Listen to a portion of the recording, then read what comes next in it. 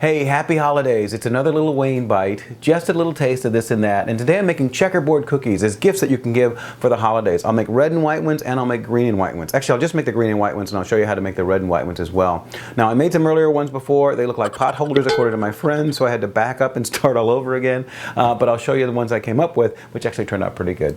Anyway, before we get started, just a reminder, please subscribe to my YouTube channel. You'll get more recipes, craft ideas, travel tips, even restaurant reviews, all in the same spot. Just click on the subscribe button and the notification bell so you always know when new videos are coming out. So let's get started. The magic ingredient I have in my cookies is actually ground up candy canes that I use to flavor them, and they also help with the color a little bit too. And you can either make green ones or red ones like I said before, and you can use any kind of candy canes you like. Now I'm going to use these Jolly Rancher candy canes. They're green. I use the green ones over here, which are missing right now. You can also use just traditional candy canes, which are peppermint flavored. So what I did before you got here, I took 3 of those candy canes, I ground them up in my food processor, so it made a little powder. I only need about 2.5 tablespoons worth. There's probably a little bit more there, but that's the base I started with. Now that I've done that, the next step is actually start to make my dough. I have here 3 cups of flour. To that I'm going to add about a half a teaspoon of salt as well as a full teaspoon of baking powder. I'm just going to mix that together with my whisk here so it's fully blended, and then I'm just going to set that aside. And then in my stand mixer here, I'm going to start mixing my ingredients as well. I've got 1 cup of butter, that's 2 sticks that I'm going to put in my stand mixer here.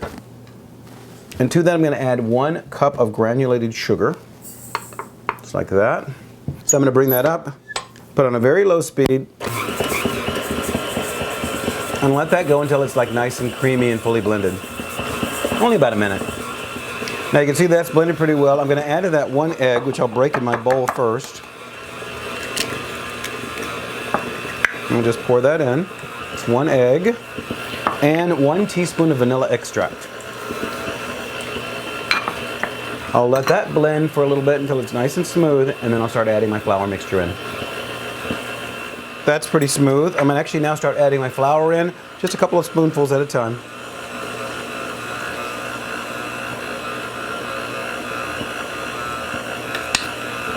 It's a pretty thick dough. It's going to be a pretty hard little effort on your stand mixer as well. Here we go. Every little drop goes in.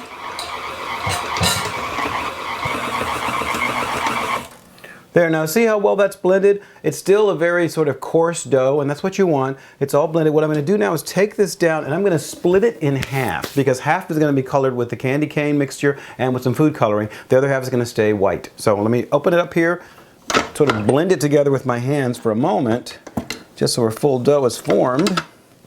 Over here. I'm going to use my spatula here to sort of bring it down. There we go. So here's my dough here. Now what I'm going to do is, as I said, I'm going to divide this in half, just sort of eyeball it. I think as rough as possible, but that's a good half-half. 1 half is going to stay here in the mixing bowl and go back into my stand mixer, like that. And to that I'm going to add 2 tablespoons of my Jolly Rancher green candy cane mixture. 1.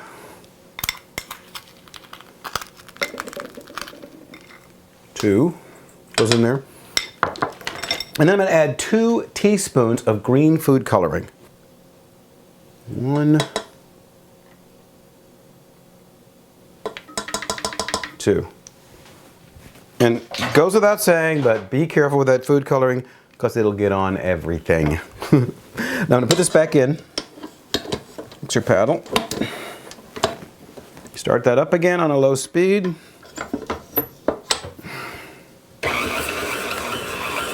And just let that go until we have a nice, even green color. So literally about 45 seconds. And there we go. I'm going to take this out. You can take a look at it. Right there. A little bit of green left. Still on my fingers, even though I said be careful. So here's my green dough. Right there. Nice. And then I've got the white dough here as well. Now the next thing you're going to do is actually make a 6x6 square of each one of these and put it in the refrigerator till it gets nice and firm before you slice it up for the next step. Now you can just eyeball that on a flat surface and just roll it out to a 6x6 square. I actually cheated a little bit because I have a wood shop, and so I built a little frame here And I've done it two different times. I built one that was like a much sort of simpler one. That's just 3 pieces of wood, or 4 pieces of wood, just sort of cut and put together. And then I did a fancier one that's a little bit bigger because it allows my rolling pin to just be right on top of that. So what you're going to do, and it just, again, do it just on a 6x6 square on a flat piece of surface. But what I do is take this, just like that, put a cookie sheet underneath it, and I will take this dough and I will just press it out so it fills in all those little spaces there.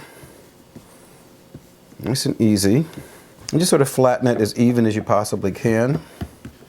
And again, wash your hands so there's no more green on there. Okay, and that's it. And all I do is I just lift that out, and I've got this perfect little square. Now that, I'm just going to wrap in plastic and put in my refrigerator for 30 minutes. I'll do the same thing with the green one in just a second. Cover it in plastic, like that. Goes in the refrigerator.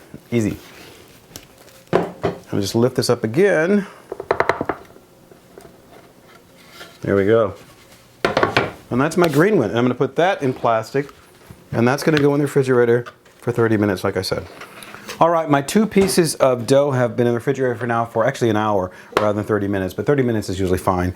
Now what I'm going to do is actually cut them into long strips now. The way I do that is, and first of all, you could have actually laid this on a piece of parchment as opposed to directly on a cookie sheet, which I probably should have done, but I didn't. So I'll use this to actually slide it off. Take that off, and I put it on a cutting board, like that.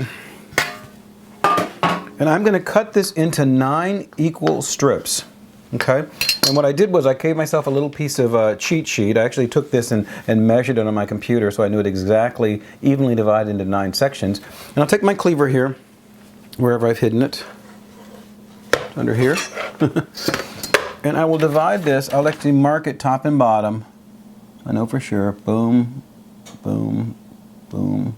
Because you want this to be exactly accurate. So I've got 9 equal things. And as a matter of fact, I will put a PDF of this little sheet in the notes section down below. So if you want to download this as a cheat sheet of your own, you're welcome to use it.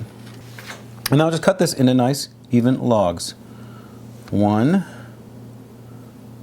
2,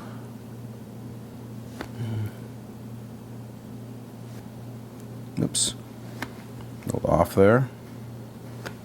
So that's good. Now I'm going to get another cutting board so I can do the same thing with the other piece.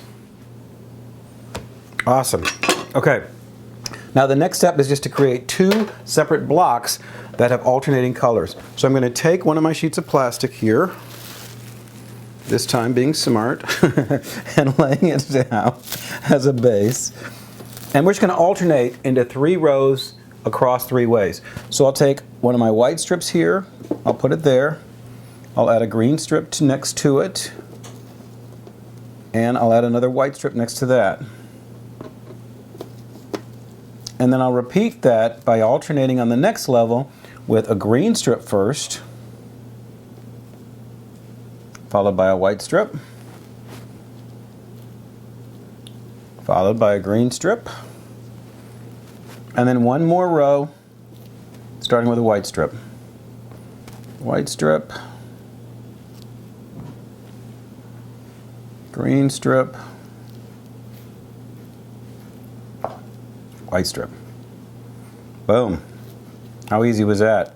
Now the next step is to wrap this in plastic and then squeeze it so all these pieces come together and they actually connect to each other very sort of securely. So I'll wrap that way and that way, and I'll just press it like that, rotate it, press it like that, and maybe do it a couple more times just to make sure all the pieces are now in harmony and connected to each other. Okay? Now that started with a white strip as the first one. I'll do another row, another block, based on a green strip as the beginning one. So I'll take my other piece of plastic, lay that down, start with a green strip, followed by a white strip, followed by a green strip. There we go. And again, wrap it tightly. That, and then squeeze it. All right. So now my next step is I'm going to take both of these blocks and I'm going to put them in the freezer for about 20 minutes so they really firm up, and then I will slice them up and bake them. It's been 30 minutes, and here's one of my bricks out of the freezer. I'm leaving the other one in there until I'm ready to actually slice it up.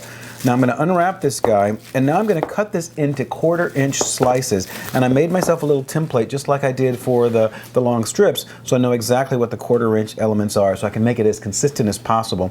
I preheated my oven to 350 degrees. I've got my nice little fancy baking sheet here, and I've got my cleaver again. So the first thing you want to do is square off one of the ends so it's nice and clean. Just like that. And then I use this little measuring tool here, and I just mark 1/4-inch intervals. It just makes it easier. That way I don't make so many mistakes. And then it's nice and consistent. And there. Now I start by, I'll trim the opposite end, knowing that that's going to be my end point. Like that. And then I'll just start cutting these into strips and putting them on my baking sheet.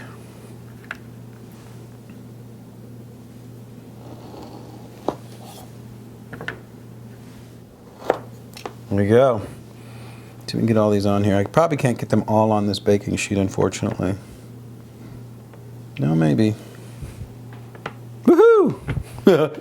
I did. Okay, so I got 24 out of this. So actually I can do 48 cookies total. So this is going to go in my 350-degree oven for, in my ovens, exactly 10 minutes. Ovens vary, so check yours to be sure. You don't want these to turn brown. You just want them to be completely set and perfect. You don't want any color to these beyond the color that's already there. So in the oven for exactly 10 minutes.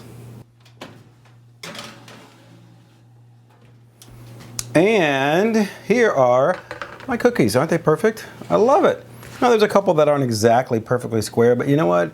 They're homemade cookies. They can't all be exactly perfect. Now, another thing you can do here is I've got the remaining sort of crumbs. If you want to, this is optional, you can sprinkle a few more of these on top if you like. You know, I'm only going to do it for a couple of these because I actually like the nice green and white color of these. But you can certainly sprinkle a little extra on top, add a little extra crunch if you like. Maybe I'll do half of these and then we'll do the other half.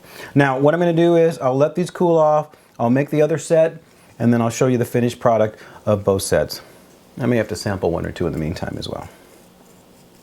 See you in a bit. So here are all of my cookies. I did a whole batch of green, I did a whole batch of red, and also, by the way, I decided to sprinkle that crushed candy on top of all the cookies. It really adds a nice flavor, especially the Jolly Rancher version, just adds a little extra kick of flavor. So try that, see what you think. If you like it, great. If not, you don't have to do it. Anyway, all the information you need is in the information section down below, even a PDF for my little cut measuring thing to help you actually cut things the right width and length. Let me know what you think. Thumbs up, thumbs down. Also, leave me your comments. I'd love to know what you think about this segment, other segments in the past, or anything you'd like to see in the future. These make great gifts by themselves or in gift packs that are sweet. So I hope you create some and give them to your friends and family. Thanks for watching again, everybody. Happy holidays, and we'll see you next time. Take care. Bye-bye.